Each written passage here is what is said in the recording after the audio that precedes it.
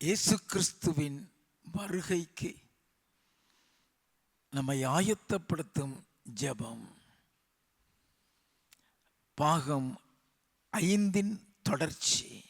இயேசு கிறிஸ்து இந்த உலகத்திற்கு வந்த முக்கியமான நோக்கத்தை நாம் தெரிந்து கொண்டால் மாத்திரமே அவருடைய வருகைக்கு நம்மளை ஆயத்தப்படுத்த முடியும்.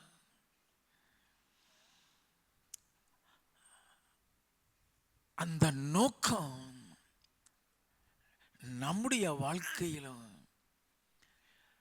மற்றவருடைய வாழ்க்கையிலும் நிறைவேற வேண்டுமே. அதுதான் நம்மளை ஆயத்தப்படுத்துகிற ஜெபம். மத்தேயு எழுதின சுவிசேஷம் 1வது அதிகாரம் 21வது வசனம். அவள் ஒரு குமாரனை பெறுவாள், அவருக்கு இயேசு என்று பெயரிடுவாயாக, ஏனெனில் அவர் தமது ஜனங்களின் பாவங்களை நீக்கி அவர்களை ரட்சிப்பார் என்றான். அப்ப இயேசு கிறிஸ்து இந்த உலகத்துக்கு வந்த நோக்கமே பாவங்களை மன்னித்து ஜனங்களை பரலோகத்திற்கு கொண்டு செல்லவே. நாம் அதை நன்றாக அறிந்து கொள்ள வேண்டும். அதனால் தான் அப்போஸ்தலனாகிய பவுல் தீமோத்தேயுவுக்கு எழுதின நிருபத்தில் சொல்லுகிறார். 1 தீமோத்தேயு 1வது அதிகாரம் 15வது வசனத்தில், பாவிகளை ரட்சிக்க கிறிஸ்து இயேசு இந்த உலகத்திற்கு வந்தார் என்பது உண்மையான காரியம். அது எல்லா அங்கீகரிப்புக்கும் பாத்திரமானது. அவருடைய பிரதான பாவி நான். அப்ப அந்த பிரதான பாவியாகிய அப்போஸ்தலனாகிய பவுலை அவன் பாவங்களை மன்னித்து தேவன் ரட்சித்து 1000 ஜனங்களுக்கு ஒரு ஆசீர்வாதமான பாத்திரமாக எடுத்து பிரயோஜனப்படுத்தி இருக்கிறாரே. அப்ப நம்முடைய ஜெபம் எல்லா மனுஷனும் ரட்சிக்கப்பட வேண்டாம். எல்லாம் கவனிக்க வேண்டாம். நீ ஜெபிக்கிற ஒவ்வொரு ஜெபமும் உன்னை பரலோகத்திலே உன்னை கொண்டு செல்லும். பரலோகத்திலே அதனுடைய பலனை கொடுக்கும். அப்போஸ்தலனாகிய பவுல் தீமோத்தேயுவுக்கு எழுதும் பொழுது சொல்லுகிறார். 1 தீமோத்தேயுவின் புஸ்தகம் 2வது அதிகாரம் முதல் 4 வசனங்களை வாசிக்க கேட்போம். நான் பிரதானமாய் சொல்லுகிற புத்தி என்னவெனில், எல்லா மனுஷருக்காகவும் விண்ணப்பங்களையும் ஜெபங்களையும் வேண்டுதல்களையும் ஸ்தோத்திரங்களையும் பண்ண வேண்டும். எல்லா ஜனங்களுக்காக. அப்ப நம்ம உலகத்தில் இருக்கிற அத்தனை மக்களுக்காக ஜெபிக்க வேண்டாம். ஏன்னா இயேசு பிறந்த பொழுது மேய்ப்பொருளத்தில் தேவதூதன் வந்து சொன்ன காரியமே, எல்லா மனுஷனுக்கும் மிகுந்த சந்தோஷத்தை உண்டாக்குற நற்செய்தியை உங்களுக்கு அறிவிக்கிறேன். இந்த கர்த்தராகிய கிறிஸ்து என்னும் ரட்சகர் உங்களுக்கு தாவீதின் ஊரிலே பிறந்திருக்கிறார். It's a joy. எப்படி அந்த சந்தோஷம்? அது அந்த ரட்சிப்பினால் உண்டாகிற சந்தோஷம். அதனால தான் எல்லா மனிதருக்காக நம்ம ஜெபிக்க வேண்டும். அது நம்ம விழுந்த கடமை. வாசிப்போம். நாம் எல்லா பக்தியோடும் நல்லொழுக்கத்தோடும் கலகம் இல்லாமல் அமைதலுள்ள ஜீவனம் பண்ணும்படிக்கு ராஜாக்களுக்காகவும் அதிகாரம் உள்ளவர் யாவருக்காகவும் அப்படியே செய்ய வேண்டும். அப்போ அதிகாரத்தில் இருக்கிற மக்களுக்காக ஜெபிக்க சொல்லுகிறார். அவர்களும் கர்த்தரை அறிந்து கொள்ள வேண்டும். நீதியாக நேர்மையாக ஆட்சி செய்ய வேண்டும். நாம சமாதானத்தோடு வாழ வேண்டும். அதற்காக ஜெபிக்க வேண்டும் சொல்லுகிறாரு. வாசிப்போம். நம்முடைய இரட்சகராகிய தேவனுக்கு முன்பாக அது நன்மையும் பிரியமுமாயிருக்கிறது. நம்முடைய இரட்சகராகிய தேவனுக்கு முன்பாக அது நன்மையும் பிரியமுமாயிருக்கிறது. நல்ல கவனிங்க, அதுல நன்மை இருக்கிறது.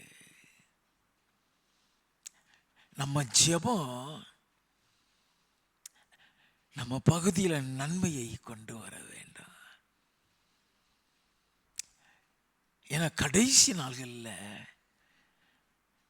நன்மை செய்தவர்கள் தான் ஜீவனை அடையும்படி எழுந்திருப்பார்கள் என்று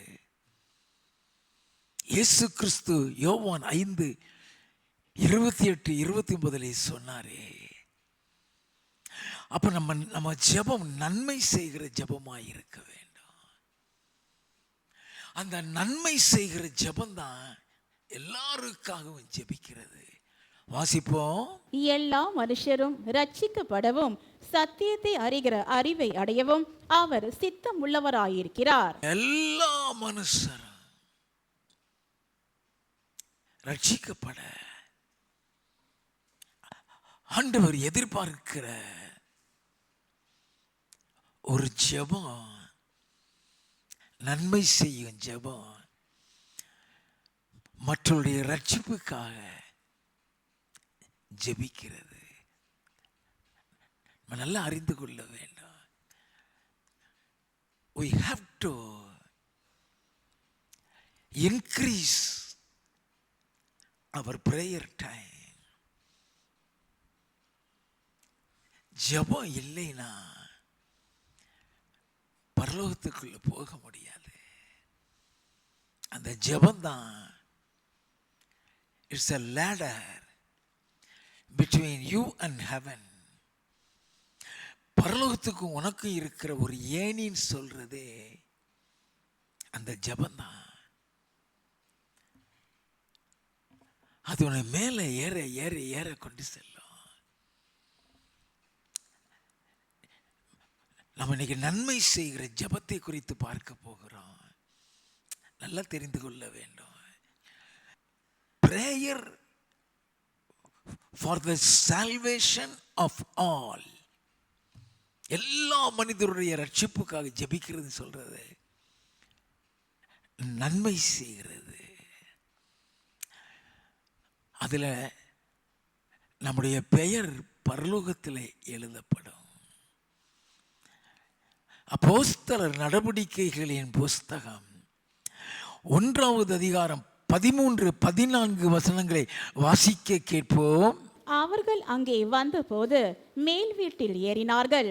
அதில் பேதுருவும் யாக்கோபும் யோவானும் அந்திரேயுவும் பிலிப்பும் தோமாவும் பர்த்தலோமேயும் மத்தேயுவும் அல்பேயுவின் குமாரனாகிய யாக்கோபும் செலோத்தே எண்ணப்பட்ட சீமோனும் யாக்கோபின் சகோதரனாகிய யூதாவும் தங்கி இருந்தார்கள். அவங்களுடைய சீசர்கள் அங்கதான் இருக்கானுங்க. வாசிப்போம். அங்கே இவர்கள் எல்லாரும் ஸ்திரீகளோடும் இயேசுவின் தாயாகிய மரியாளோடும் அவருடைய சகோதரோடும் கூட ஒருமனப்பட்டு ஜெபத்திலும் வேண்டுதலிலும் தரித்திருந்தார்கள். ஒருமனப்பட்டு ஜெபித்துக் கொண்டிருக்கிறாங்க. உடனே ஊழியத்திற்கு போகவில்லை, காத்திருக்கிறாங்க. அந்த ஊழியத்தில் கர்த்தர் கிரியை செய்ய வேண்டுமே. என்ன ஊழியம் செய்தாலும் சரி, அதற்காக ஜெபிக்க வேண்டும். அந்த ஊழியத்தில் கர்த்தர் கிரியை செய்யும் பொழுது மட்டும்தான் உன் பகுதியில் நன்மை வரும். எல்லாம் கவனிக்க வேண்டும். ஜபத்திலையும் வேண்டுதலையும் தரித்திருக்கிறாங்க. அதற்கப்புறம் பெந்தேகோஸ்தே நாளிலே காத்திருக்கிறாங்க. அப்படி காத்திருக்கும் பொழுது தேவனுடைய வல்லமை அக்கினி அபிஷேகம் இறங்குகிறது.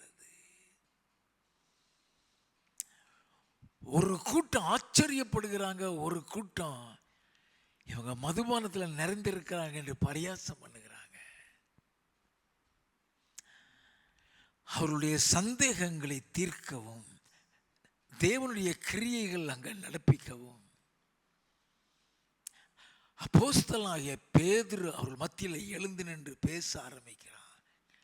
அப்போஸ்தல நடவடிக்கைகளின் புஸ்தகம் 2வது அதிகாரம் 14வது வசனம். அப்பொழுது பேதுரு 11 கூட நின்று அவர்களை நோக்கி உரத்த சத்தமாய், யூதர்களே, எருசலேமில் வாசம் பண்ணுகிற ஜனங்களே, நீங்கள் எல்லாரும் அறிந்து கொள்வீர்களாக, என் வார்த்தைகளுக்கு செவி கொடுங்கள். நான் சொல்றத முதல்ல கவனிங்க. சொல்லிட்டு தான் பேச ஆரம்பிக்கிறான். அவங்க பெற்றிருக்கிறது பரிசுத்த ஆவியில கொடுக்கப்பட்ட அபிஷேகம்.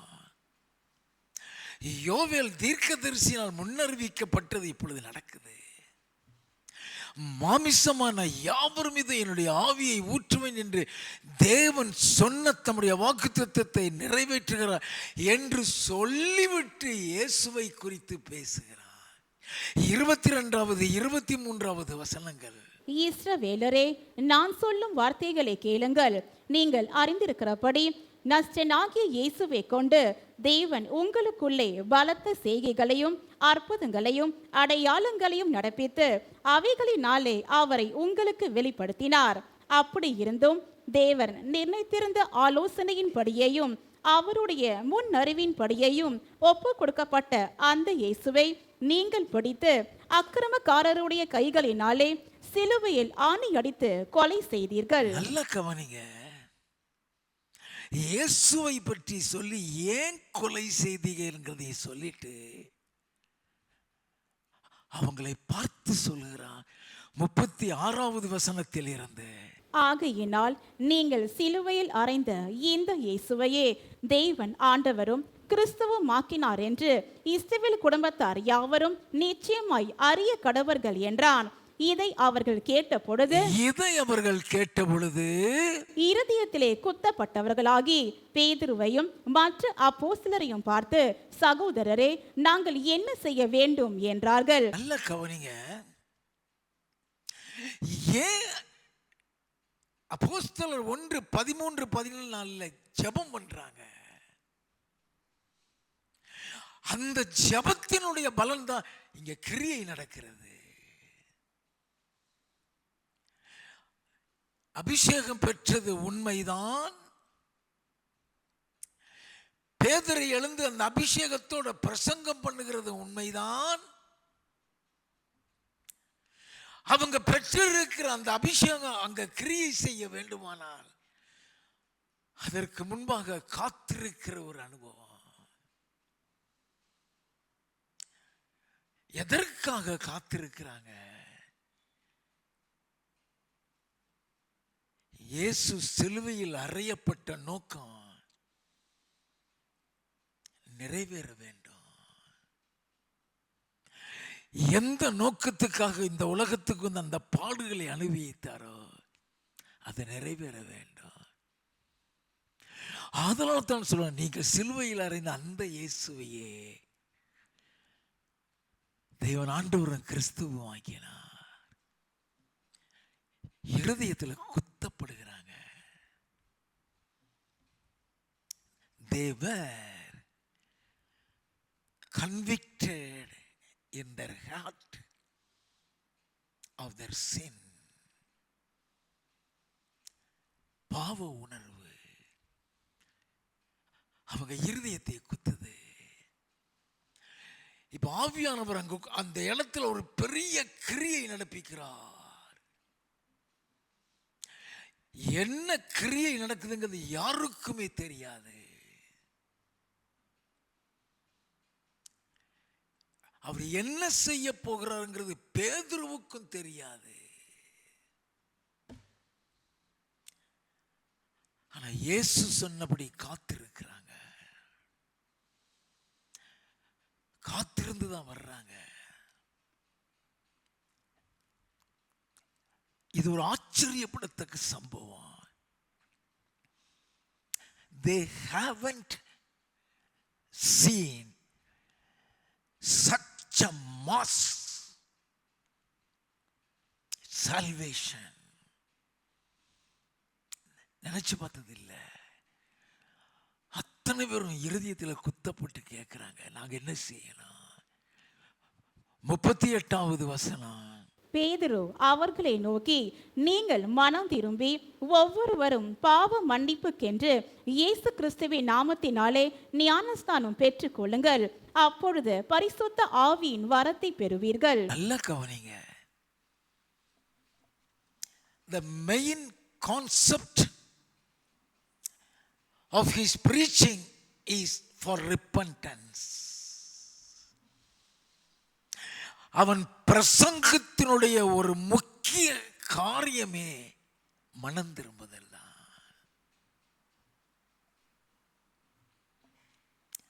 மதம் மாற்றுகிறது அல்ல. இயேசு கிறிஸ்து மதம் மாற்றுகிறதற்காக இந்த உலகத்துக்கு வரல. அவர் மனம் திரும்புகிறதுக்கு தான் உலகத்துக்கு வருகிறார்.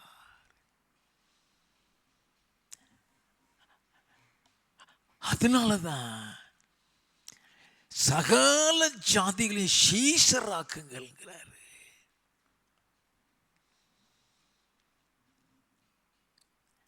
அங்க ஒரு பெரிய கிரியை நடப்பிக்கப்படுகிறது.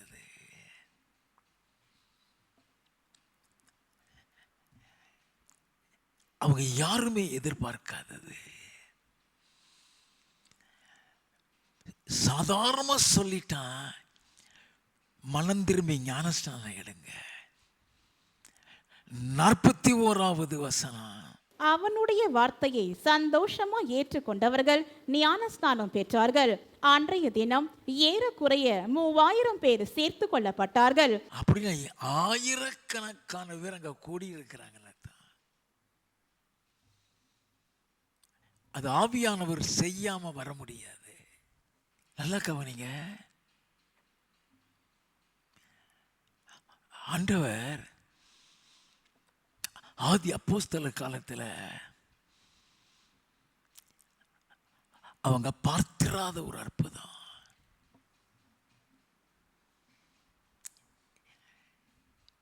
இயேசு கிறிஸ்துவோடு கூட இவங்க இருந்தவங்க தான்.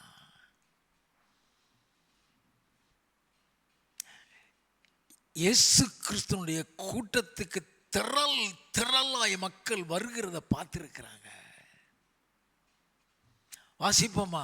மத்தேயு எழுதின சுவிசேஷம் 14வது அதிகாரம் 14வது வசனம்.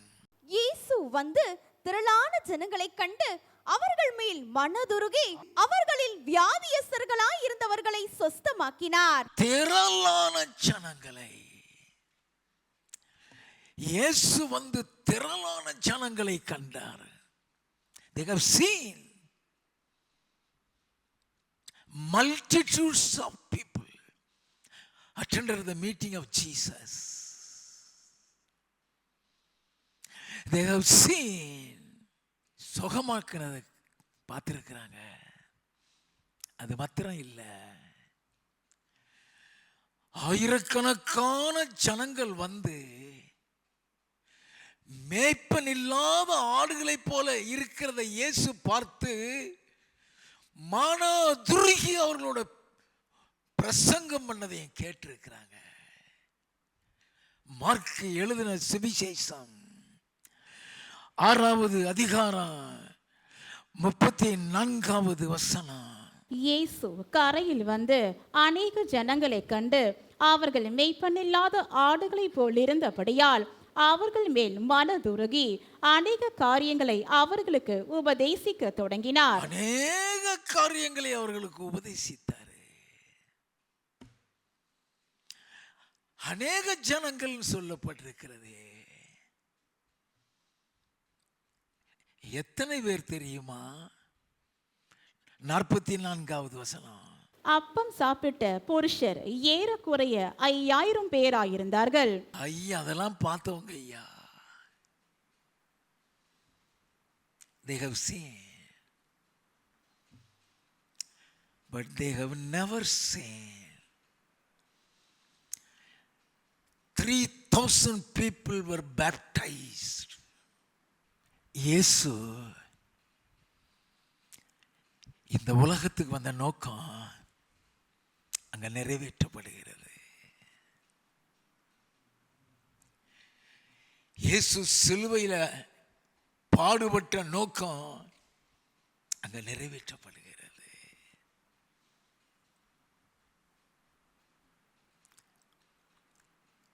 இயேசு சொன்னார், யோவான் எழுதின சுவிசேஷம் 14வது அதிகாரம் 12வது வசனம், மெய்யாகவே மெய்யாகவே நான் உங்களுக்கு சொல்லுகிறேன், நான் என் பிதாவின் இடத்திற்கு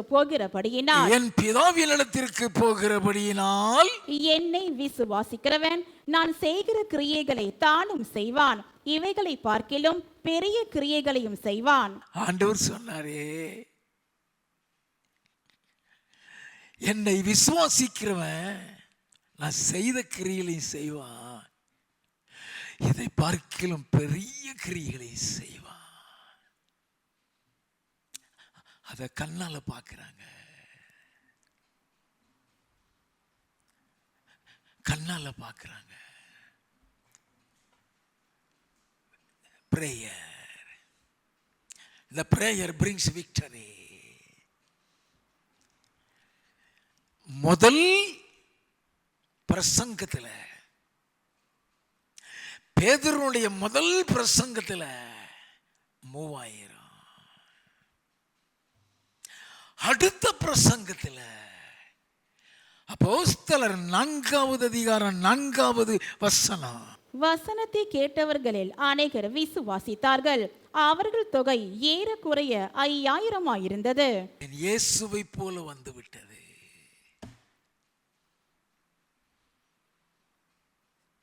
விசுவாசித்தவர்கள்னா ரட்சிக்கப்பட்டவர்கள் அர்த்தமா? அந்த பிரசங்கம் வீணாகல, அது தண்ணியில போகல, அதை முளைக்க செய்கிறாரு. விதைக்கிறது முளைச்சுத்தான் ஆக வேண்டும். They have sowed the seed. விதையை விதைச்சானுங்க, ஆயிரக்கணக்கில் இருக்கிறாங்க. எல்லாம் தெரிந்து கொள்ள வேண்டும். prayer,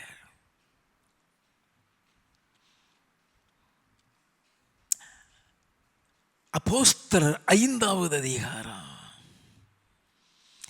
14வது வசனம், திரளான புருஷர்களும் ஸ்திரீகளும் விசுவாசம் உள்ளவர்களாகி கர்த்தரிடமாக அதிகமாய் சேர்க்கப்பட்டார்கள். 3000 5000 ஆச்சு. 5000 மல்டிடியூடாக ஆயிடுச்சு.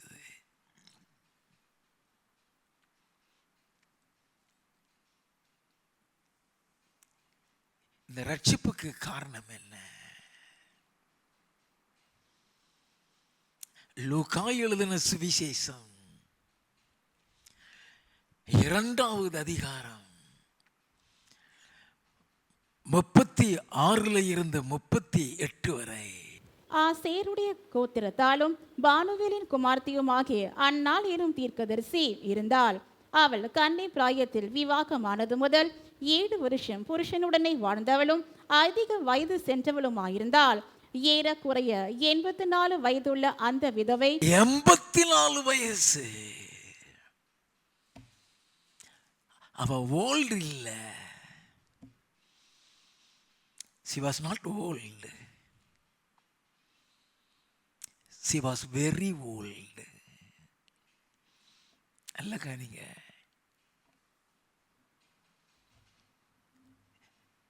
She was very old.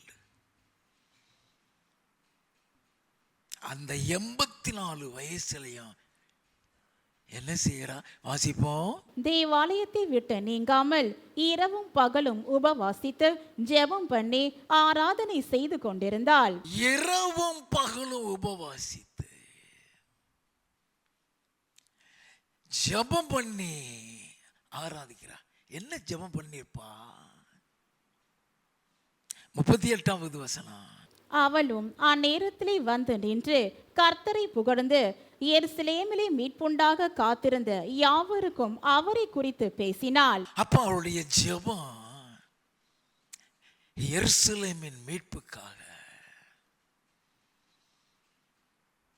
for the redemption. நல்லா கவனிங்க. நம்ம ஜெபம் எத்தனை பேர் பரலோகத்துக்கு கொண்டு வருகிறது?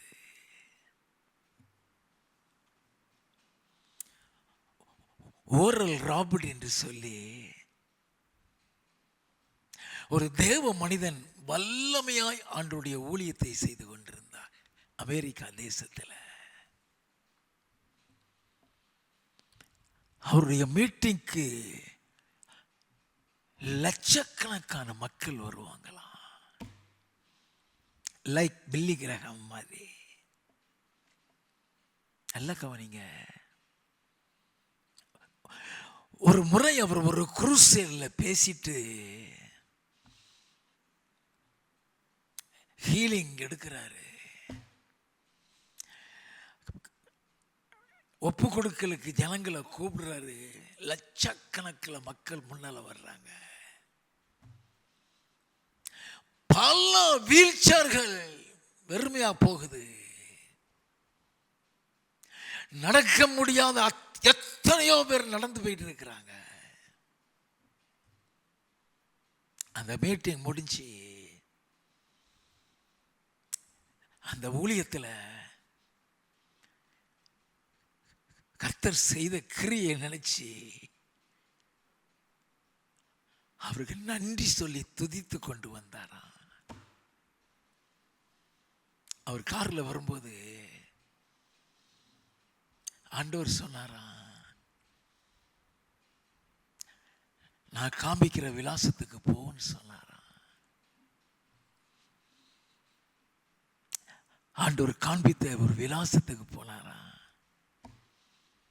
ஒரு சின்ன வீடு,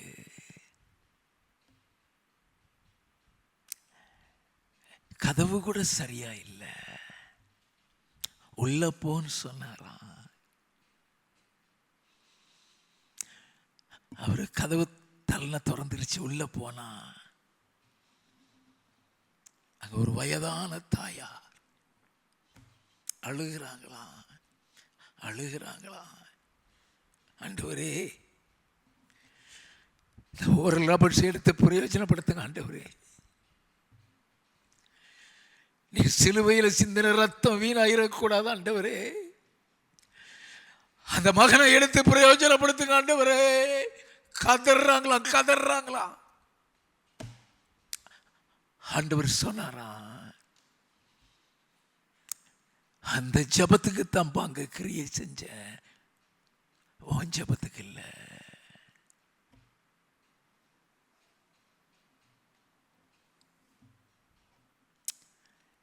Because of that backing prayer,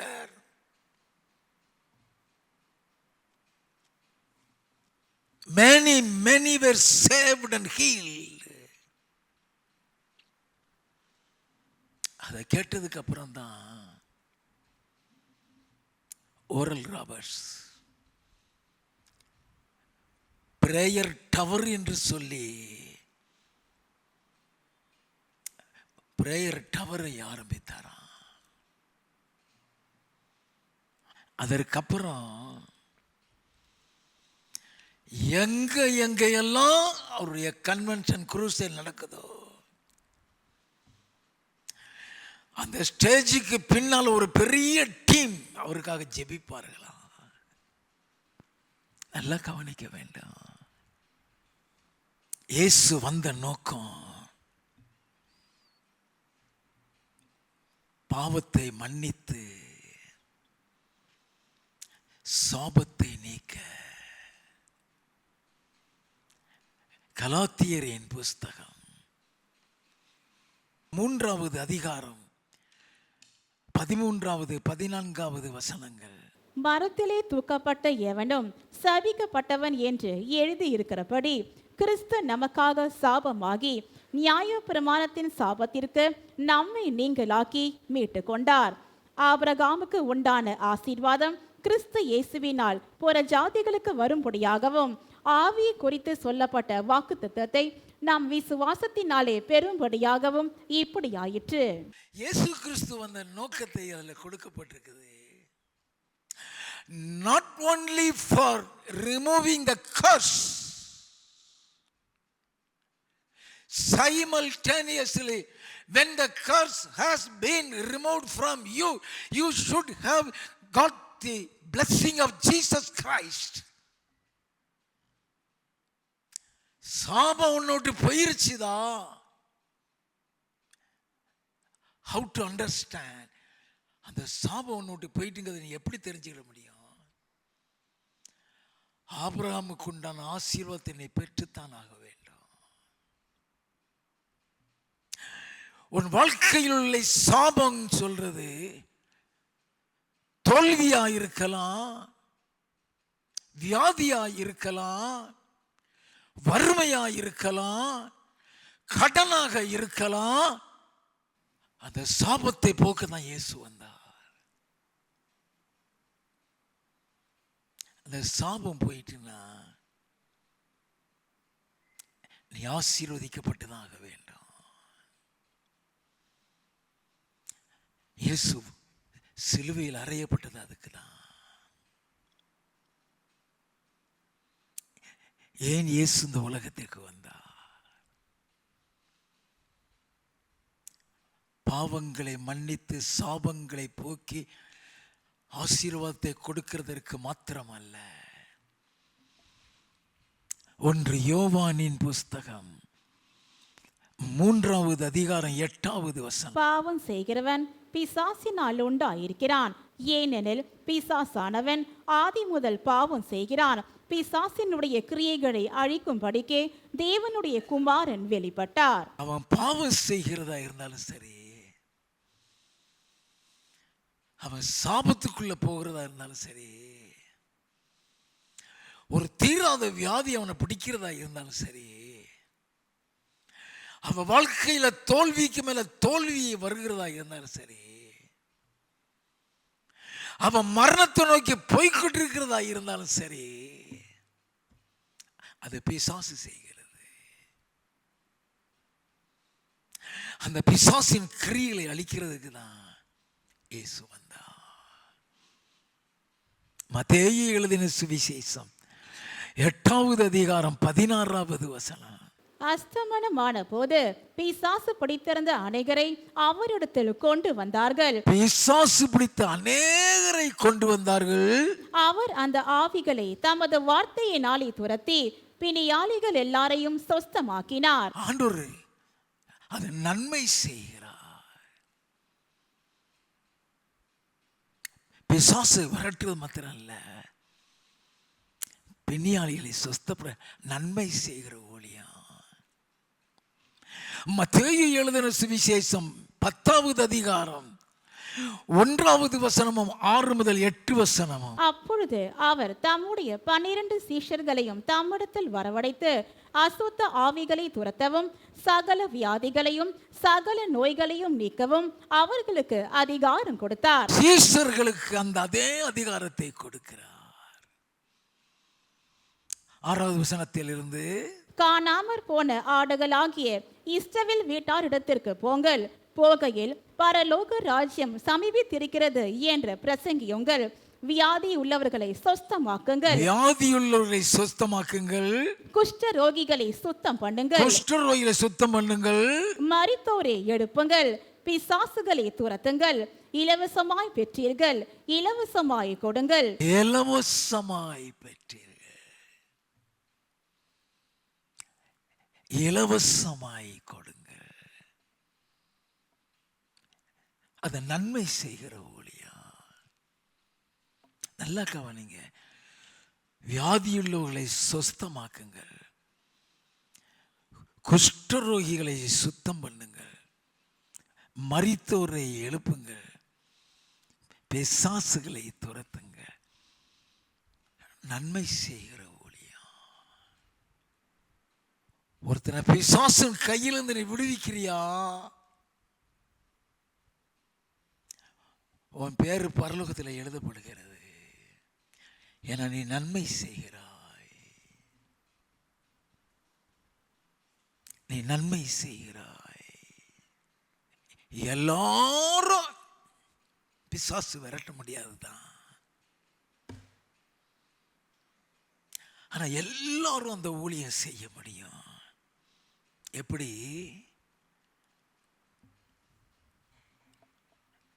அப்போஸ்தலர் நடவடிக்கைகளின் புஸ்தகம் 12வது அதிகாரம் 5வது வசனம். அப்படியே பேதுரு சிறைச்சாலையிலே காக்கப்பட்டிருக்கையில் சபையார் அவனுக்காக தேவனை நோக்கி ஊக்கத்தோட ஜெபம் பண்ணினார்கள். அவனுக்காக சபையார் ஊக்கத்தோடு ஜெபம் பண்ணினார்கள். அந்த ஜெபம் அவன் அந்த மரணத்திலிருந்து வெளியே கொண்டு வந்து அந்த பேதுரு மூலம் ஆயிரம் பேர் அற்புதத்தையும் ரட்சிப்பையும் பெற்றாங்க. நீங்க ஜெபிக்க முடியும், நீங்க ஜெபிக்க முடியும்.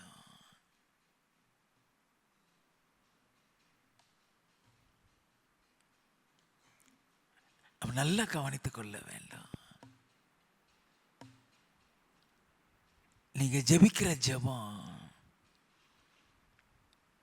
எத்தனையோ பேரை விடுதலை செய்யும்.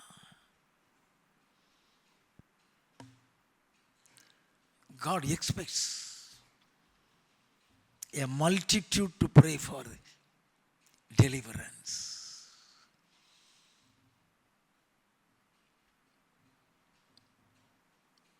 மாந்திரியத்திலையும் சூனியத்திலையும் போய் ஊழியம் செய்கிறவர்களுக்காக நீ ஜெபிக்கிற ஜெபம்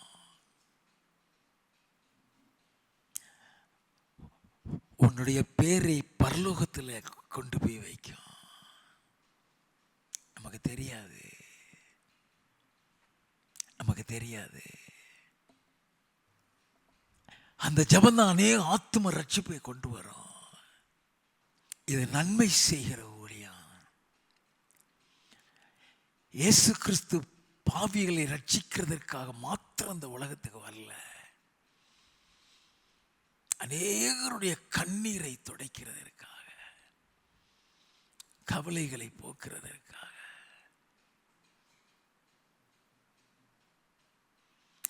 மத்தேயு எழுதின சுவிசேஷம் 4வது அதிகாரம் 15-17. இருளில் இருக்கும் ஜனங்கள் பெரிய வெளிச்சத்தை கண்டார்கள். மரண இருளின் திசையில் இருக்கிறவர்களுக்கு வெளிச்சம் உதித்தது என்று ஏசாயா தீர்க்கதரிசினால் உரைக்கப்பட்டது நிறைவேறும்படி இப்படி நடந்தது. அது முதல் இயேசு மனம் திரும்புங்கள், பரலோக ராஜ்யம் சமீபித்திருக்கிறது என்று பிரசங்கிக்க தொடங்கினார். இருளில் இருக்கிற பாவத்தில் இருக்கிற மக்கள், இருளில் இருக்கிற ஜனங்கள் வெளிச்சத்துக்கு வருகிறான்னு சொன்னா மனம் திரும்பி ரட்சிக்கப்படுகிறதை குறிக்கிறது. 23-24 வசனங்கள். பின்பு இயேசு கலிலேயா எங்கும் சுற்றி நடந்து அவர்களுடைய ஜெப ஆலயங்களில் உபதேசித்து ராஜ்யத்தின் சுவிசேஷத்தை பிரசங்கித்து ஜனங்களுக்கு உண்டாயிருந்த சகல வியாதிகளையும் சகல நோய்களையும் நீக்கி சொஸ்தமாக்கினார். அவருடைய கீர்த்தி சீரியா எங்கும் பிரசித்தமாயிற்று. அப்பொழுது பலவித வியாதிகளையும் வேதனைகளையும் அடைந்திருந்த சகல பிணியாளிகளையும் பிசாசு பிடித்தவர்களையும் சந்திர ரோகிகளையும் திமிர்வாதக்காரரையும் அவரிடத்தில் கொண்டு வந்தார்கள். அவர்களை சொஸ்தமாக்கினார். அத்தனை பேரை சொஸ்தமாக்கினார்.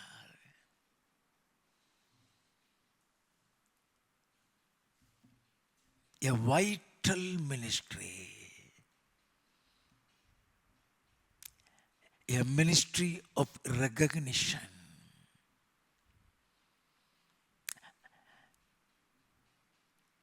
அது ஒரு நன்மை செய்கிற ஊழியம், சாதாரண ஊழியம் இல்லை. கண்ணீரோட வேதனையோட. பொதுவாகவே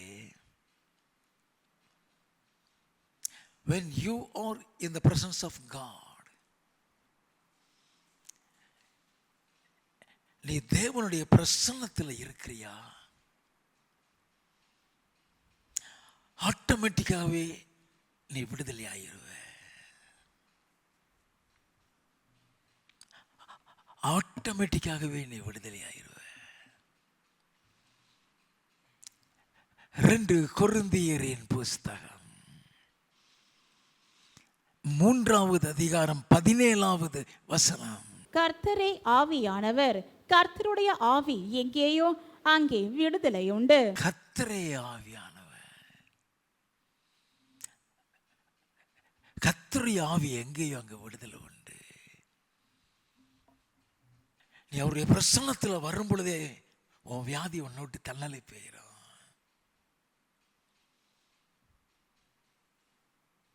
உன் வலி உன்னை விட்டு தன்னலை போயிடும்.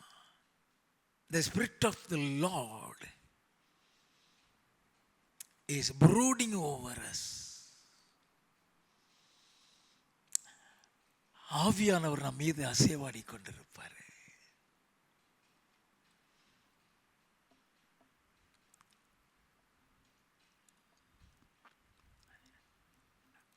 அதில் நமக்கு அற்புதங்கள் நடக்கும்.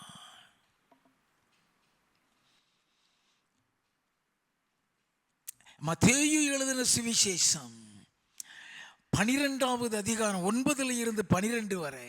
அவர் அவ்விடம் விட்டு போய் அவர்களுடைய ஜெப ஆலயத்தில் பிரவேசித்தார். அங்கே சூம்பின கையையுடைய மனுஷன் ஒருவன் இருந்தான்.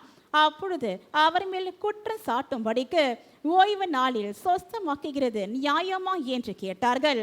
அதற்கு அவர், உங்களில் எந்த மனுஷனுக்காகிலும் ஒரு ஆடு இருந்து அது ஓய்வு நாளில் குடியிலே விழுந்தால் அதை பிடித்து தூக்கிவிட மாட்டானோ? ஆட்டை பார்க்கிலும் மனுஷனானவன் எவ்வளவோ விசேஷித்திருக்கிறான். ஆதலால் ஓய்வு நாளிலே நன்மை செய்வது நியாயம்தான் என்று சொன்னார். ஓய்வு நாளில்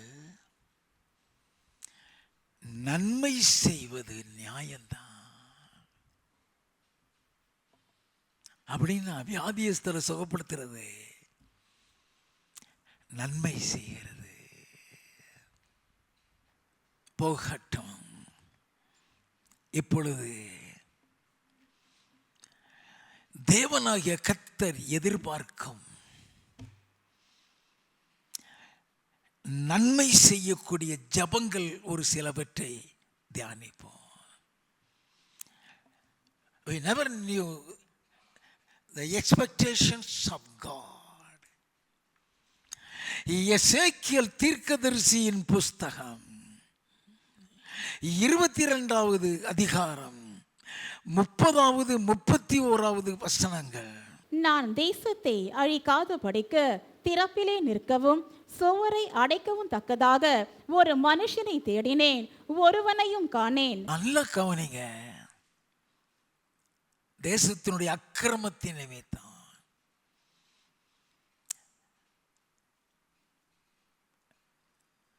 அவர்களுடைய பாவங்களின் நிமித்தம் திறப்புல நிற்கிற ஒருத்தனை தேடுறாரு, அவர் அழிச்சிடக்கூடாதுன்னு சொல்லி. வாசிப்போம். ஆகையால் நான் அவர்கள் மேல் என் கோபத்தை ஊற்றி என் மூர்க்கத்தின் அக்கினியால் அவர்களை நிர்மூலமாக்கி அவர்களுடைய வழியின் பலனை அவர்கள் தலையின் மேல் சுமர பண்ணுவேன் என்று கர்த்தராகிய ஆண்டவர் உரைக்கிறார் என்றார். அங்க ஜெபிக்கிறது ஒருத்தனை இல்லாதனால அவர்களை அழிச்சிருவேங்கிறாரு.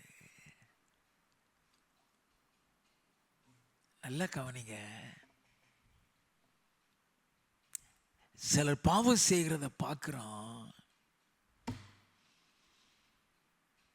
சிலர் தவறு செய்கிறத பார்க்கிறோம், சிலர் பின்மாற்றத்தில் போகிறத பார்க்கிறோம். ஜெபிக்கிறோமான்னு பார்ப்பாரு. ஆண்டவர் சொல்றாரு, நான் தேசத்தை அழிக்காதபடிக்கு திறப்பிலே நிற்கவும் சுவரை அடைக்கவும் தக்கதாக ஒரு மனுஷன். சுவரை அடைக்கிறதுனா அழிவு, சவத்தை பொத்துக்கிட்டு வரும், அதை அடைக்கணும். அப்ப அவருடைய கோபத்தை ஆற்றுகிற ஜெபம்னா என்ன? How to quench the anger of God in time of destruction.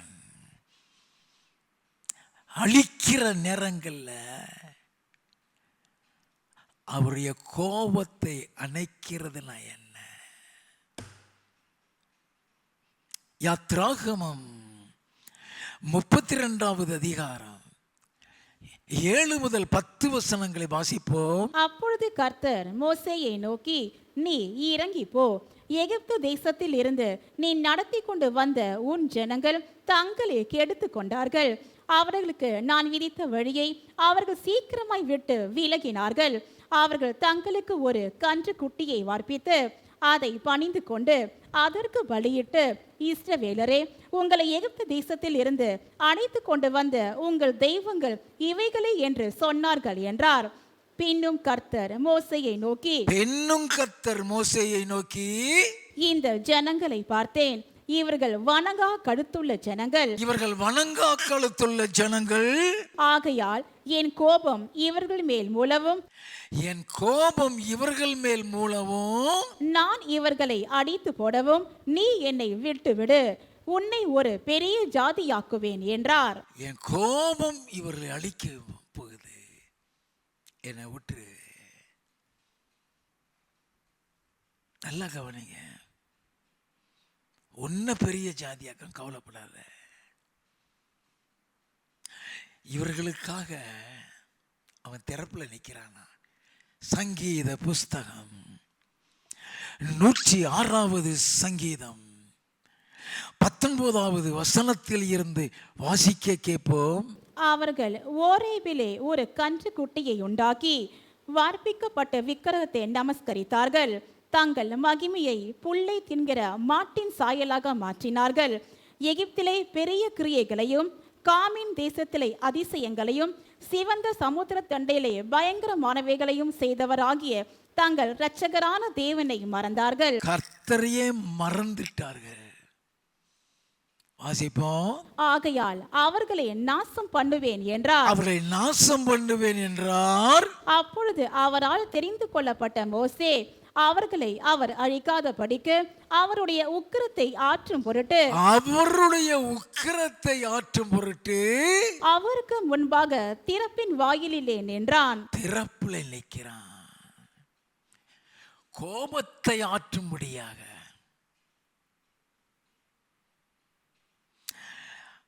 அவர்களை அவர் அழிக்காதபடிக்கு அவருடைய உக்கிரத்தை ஆற்றும் பொருட்டு அவருக்கு முன்பாக திறப்பிலே நின்றானா? அப்ப அவருடைய கோபத்தை ஆற்றும்படி அவன் ஜெபித்த ஜெபம் என்ன? யாத்ராகமம் 32வது அதிகாரம் 11 இருந்து 13 வரை. மோசே தன் தேவனாகிய கர்த்தரை நோக்கி, கர்த்தாவே, தேவரீர் மகா பலத்தினாலும் வல்லமையுள்ள கையினாலும் எகிப்து தேசத்திலிருந்து புறப்பட பண்ணின உம்முடைய ஜனங்களுக்கு விரோதமாக உம்முடைய கோபம் பற்றி எரிவதென்ன? நல்ல கவனிங்க ஐயா. To quench his anger, அவருடைய கோபத்தை தணிக்கிறதுக்கு ஜெபிக்கிறான். வாசிப்போம். மலைகளில் அவர்களை கொன்று போடவும் பூமியின் மேல் இராதபடிக்கு அவர்களை நிர்மூலமாக்கவும் அவர்களுக்கு தீங்கு செய்யும் பொருட்டே அவர்களை புறப்பட பண்ணினார் என்று எகிப்தியர் சொல்லுவானேன்.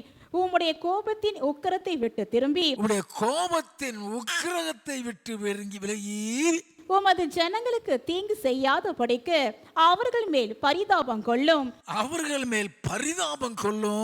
உமது தாசராகிய ஆபிரகாமையும் ஈசாக்கையும் இஸ்ரவேலரையும் நினைத்தருளும்.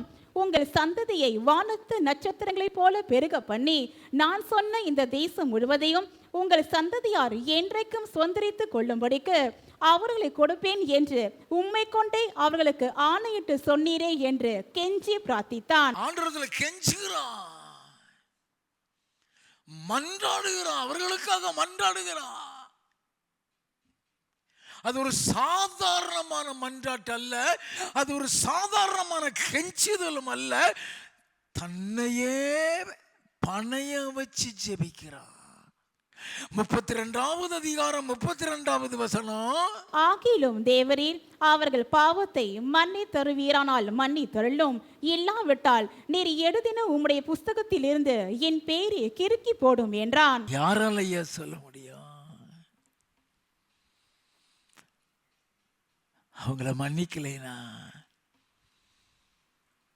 என் பேரையே கிறுக்கி போடுற ஆண்டவரே. எந்த புஸ்தகத்திலிருந்து ஐயா? ஜீவ புஸ்தகத்திலிருந்து. அந்த ஜீவ புஸ்தகத்தை வந்து கிறுக்கிட்டா இவன் பரலோகத்துக்கு போக முடியாது. யோசித்திருக்கோமா? யோசித்திருக்கோமா? திறப்புல நிற்கிறது, திறப்புல நிற்கிறது. 14வது வசனம். அப்பொழுது கர்த்தர் தமது ஜனங்களுக்கு செய்ய நினைத்த தீங்கை செய்யாதபடிக்கு பரிதாபம் கொண்டார். அப்பொழுது கர்த்தர் பரிதாபம் கொண்டார். அவருடைய உக்கிரத்தை, கோபத்தை ஆற்றும் பொருட்டு அப்படி ஜெபிக்கிற ஜெப வீரர்களை கர்த்தர் தேடுகிறார். நாமெல்லாம் we want to live a comfortable life. மற்றவர்களுக்காக அந்த பாரம் கிடையாது, அந்த ஜெபிக்கிற பாரம் கிடையாது. நல்ல கவனிங்க. நீ அப்படி ஜெபிக்கிறவனா இருப்பீனா உனக்கு அதுக்கேற்ற கிருபையை கொடுப்பாரு, அதுக்கேற்ற கண்ணீரை கொடுப்பாரு, அதுக்கேற்ற அழுகையை கொடுப்பாரு, அதுக்கேற்ற ஜெப ஆவியை கொடுப்பாரு.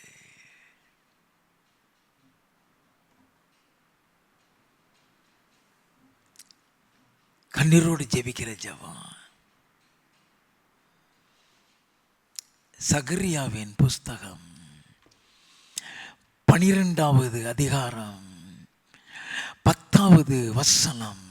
நான் தாவீது குடும்பத்தாரின் மேலும் எருசலேம் குடிகளின் மேலும் கிருபையின் ஆவியையும்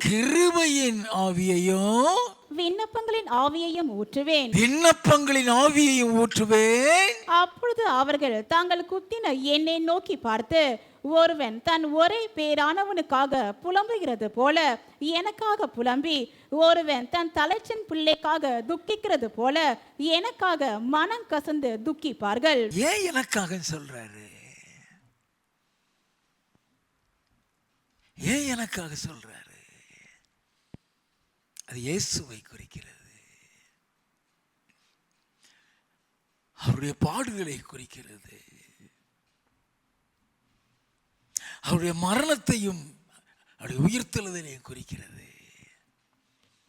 ஆண்டவரே, இத்தனை வேதனைப்பட்டீரே, அழுகிறது, அது வீணாயிடக்கூடாது. ஆண்டவரே, அவங்கள ரட்சிங்க, அவங்களை விடுதலை செய்யுங்க. நீ ஜெபிக்கிறதுக்கு உன்னை ஒப்பு கொடுக்கும்போது the Lord will give you a spirit of prayer. It will be a spirit of supplication. It will be a spirit of intercession. நல்ல கவனிங்க.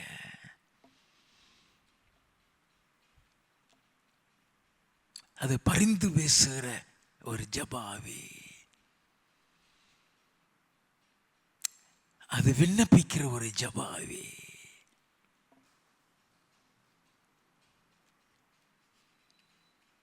மோசே ஜெபித்த ஜெபம்,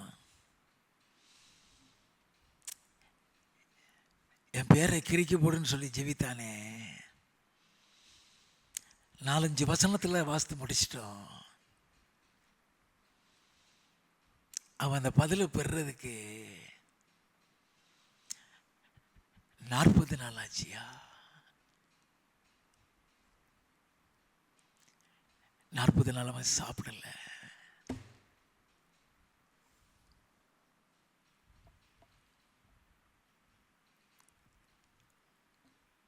அந்த பதில் வர்றது வரைக்கும் கதறுகிறான்.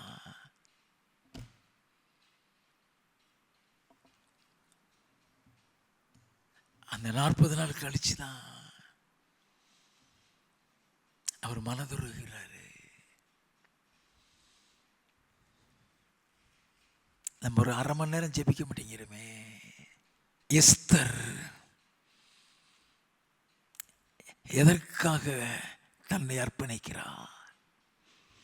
எஸ்தரின் புஸ்தகம் 3வது அதிகாரம் 13வது வசனம். ஆதார் மாதமான 12ஆம் மாதம் 13ஆம் தேதியாகிய ஒரே நாளிலே சிறியோர் பெரியோர் குழந்தைகள் ஸ்திரீகள் ஆகிய சகல யூதரையும் அடித்து கொன்று நிர்மூலமாக்கவும் அவர்களை கொள்ளையிடவும் அஞ்சக்காரர் கையிலே ராஜாவின் நாடுகளுக்கெல்லாம் கட்டளைகள் அனுப்பப்பட்டது. நல்ல கவனிங்க.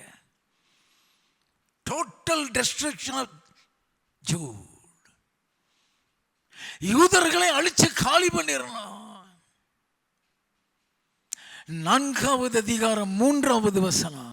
ராஜாவின் உத்தரவும் அவனுடைய கட்டளையும் போய் சேர்ந்த ஒவ்வொரு நாட்டிலும் ஸ்தலத்திலும் உள்ள யூதருக்குள்ளே மகா துக்கமும் உபவாசமும் அழுகையும் புலம்பலும் உண்டாய் அநேகர் ரெட்டுடுத்தி சாம்பலில் கிடந்தார்கள். தேசமே துக்கத்தில் இருக்கிறது. 5வது வசனம்.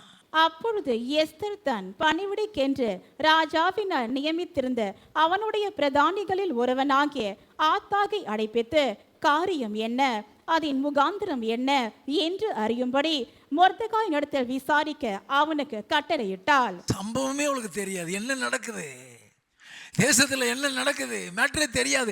7-8 வசனங்கள்.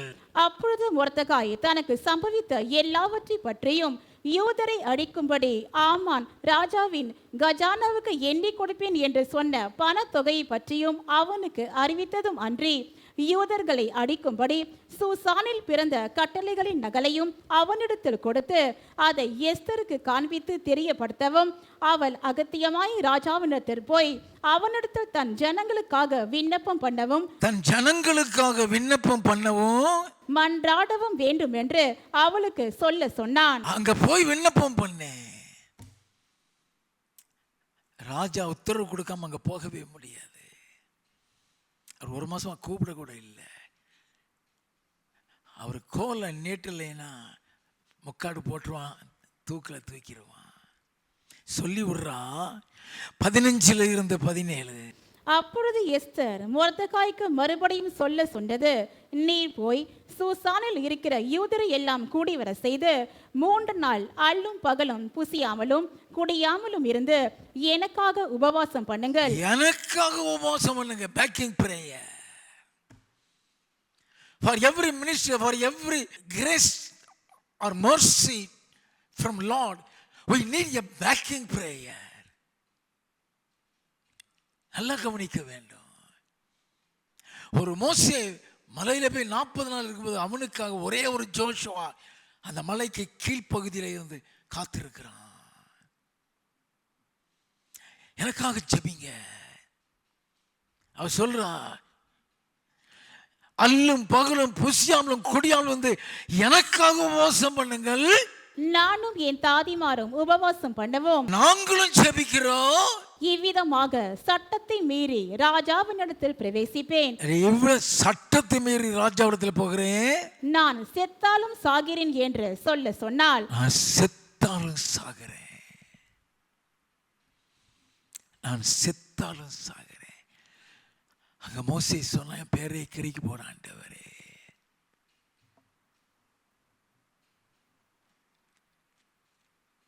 5வது அதிகாரம் 1 3 வரை. 3ஆம் நாளிலே எஸ்தர் ராஜ வஸ்திரம் தரித்து கொண்டு ராஜ அரமனையில் உள் முற்றத்தில் ராஜா கொலுவிருக்கும் ஸ்தானத்துக்கு எதிராக வந்து நின்றாள். ராஜா அரமனை வாசலுக்கு எதிரான கொலு மண்டபத்தில் ராஜாசனத்திலே வீற்றிருந்தான். ராஜா ராஜஸ்திரியாகிய எஸ்தர் முற்றத்தில் நிற்கிறதை கண்டபோது அவளுக்கு அவன் கண்களில் தயை கிடைத்ததினால் ராஜா தன் கையில் இருக்கிற பொறு செங்கோலை எஸ்தரிடத்திற்கு நீட்டினான். இந்த ஜெபம், அந்த 3 நாள் ஜெபம், கோலை நீட்டிட்டான். அவன் கூப்பிடாம போக முடியாது. தவறாத ஒரு சட்டம் அங்க உண்டு. எதுக்கு ஜெபம் தேவை? வாசிப்போம். அப்பொழுது எஸ்தர் கிட்ட வந்து செங்கோலின் நுனியை தொட்டாள். ராஜா அவளை நோக்கி, எஸ்தர் ராஜாத்தியே, உனக்கு என்ன வேண்டும்? உனக்கு என்ன வேண்டும்? நீ கேட்கிற மன்றாட்டு என்ன? நீ கேட்கிற மன்றாட்டு என்ன? நீ ராஜ்யத்தில் பாதி மட்டும் கேட்டாலும் உனக்கு கொடுக்கப்படும் என்றான். இந்த ஜெபம் ராஜாவுடைய கண்களில் தயவும் இரக்கமும் கிடைத்தது. 8வது எஸ்தர் 8வது அதிகாரம் 3வது வசனம். பின்னும் எஸ்தர் ராஜ சமூகத்தில் பேசி அவன் பாதங்களில் விழுந்து அழுது, அவன் பாதத்தில் விழுந்து அழுது, ஆகாகியனான ஆமானின் தீவினையையும் அவன் யூதருக்கு விரோதம் செய்ய யோசித்த யோசனையையும் பரிகரிக்க அவனிடத்தில் விண்ணப்பம் பண்ணினாள். விண்ணப்பம் பண்ணுகிறா. அவன் சமாச்சாரத்தை சொல்லிட்டா. 6வது வசனம். என் ஜனத்தின் மேல் வரும் பொல்லாப்பை நான் எப்படி பார்க்க கூடும்? என் குலத்துக்கு வரும் அறிவை நான் எப்படி சகிக்க கூடும் என்றால். நல்லா கவனிங்க ஐயா. இந்த ஜெபம் கட்டளையே மாறி போச்சு. நான் எப்படி சகிக்க கூடும்? வாசிப்போம். அப்பொழுது அகாஸ்வேரு ராஜா ராஜாத்தி ஆகிய எஸ்தரையும் யூதன் ஆகிய மொர்தெகாயையும் நோக்கி, இதோ ஆமானின் வீட்டை எஸ்தருக்கு கொடுத்தேன். அவன் யூதன் மேல் தன் கையை போட எத்தனித்தபடியினால் அவனை மரத்திலே தூக்கி போட்டார்கள். இப்போதும் உங்களுக்கு இஷ்டமானபடி நீங்கள் ராஜாவின் நாமத்தினால் யூதருக்காக எழுதி ராஜாவின் மோதிரத்தினால் முத்திரை போடுங்கள். ராஜாவின் பேரால் எழுதப்பட்டு ராஜாவின் மோதிரத்தினால் முத்திரை போடப்பட்டதை செல்லாமற் போக பண்ண ஒருவராலும் கூடாது என்றான். ஒருவனாலும் கூடாது. சட்டம் மாறிச்சு. யூதர்களை அழிக்கணும்னு போட்ட சட்டம் யூதர்கள் அவர்களை அழிக்கும்படியாக மாறியது. கதையை கர்த்தர் மாத்திட்டாரு. 15வது 16வது வசனம். அப்பொழுது மொர்தெகாய் இளநீலமும் வெள்ளையுமான ராஜ வஸ்திரமும் பெரிய பொன் முடியும் பட்டும் இரத்தாம்பரமும் அணிந்தவனாய் ராஜாவிடத்திலிருந்து புறப்பட்டான். சூசான் நகரம் ஆர்ப்பரித்து மகிழ்ந்திருந்தது. துக்கத்தை சந்தோஷமா மாத்திட்டா. ஒரே ஒரு ஸ்திரீ, ஒரே ஒரு ஸ்திரீ ஐயா.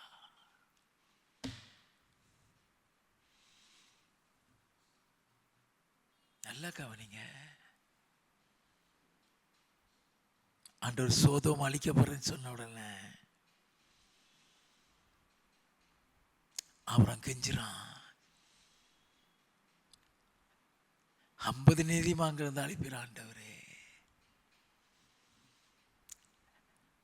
45 நீதிமான்கள் இருந்து அழிப்பிற ஆண்டவரே.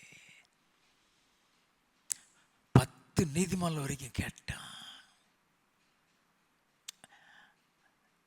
சோதம்ல ஒரு நீதிமான் கிடையாது. லோத்து கூட அவர்கிட்ட சண்டை போட்டுட்டு அங்க போய் இருந்தான்.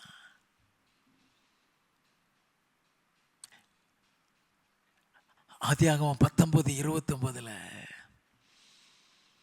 அந்த சோதமை அழிக்கும்போது கர்த்தர் ஆபிரகாமை நினைத்து லோத்தை அந்த அழிவிலிருந்து தப்பிக்க பண்ணினான்.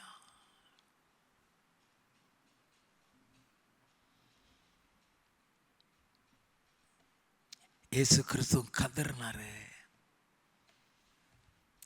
அவர் வெறுமையா வந்து ஊழியம் செய்யல, கண்ணீர் விட்டு கதறினாரு. காலையில போய் ஜெபிக்கிறாரு. மார்க் 1:35. ஊழியத்தை முடிச்சிட்டு சாயந்தரம் போய் ஜெபிக்கிறாரு. மத்தேயு 14:23. அதற்கப்புறம் ராத்திரி முழுவதும் ஜெபிக்கிறாரு. லூக்கா 6:12 வாசிங்க. அந்நாட்களிலே அவர் ஜெபம் பண்ணும்படி ஒரு மலையின் மேல் ஏறி முழுவதும் தேவனை நோக்கி ஜெபம் பண்ணி கொண்டிருந்தார். ராத்திரி முழுவதும் ஜெபம் பண்ணுகிறாரு. லூக்கா 5:16 வனாந்திரமான ஒரு இடத்துல போய் ஜெபம் பண்றாரு. கடைசியில் அவரை சிலுவையில் அறைஞ்சதுக்கு அப்புறம் தன்னை சிலுவையில் அறைந்த பாவிகளுக்காக லூக்கா 23:34 பிதாவே இவர்களை மன்னின்னு சொல்லி ஜெபித்தாரு. அந்த ஜெபந்தான், அந்த பாடுகள் தான், அந்த ரத்தம் சிந்துதல் தான் பேதுரு காலத்தில் ஆயிரமாய் ரட்சிக்கப்பட்டார்கள். அற்புதங்கள் அடையாளங்கள் நடைபெற்றது. அல்லேலூயா.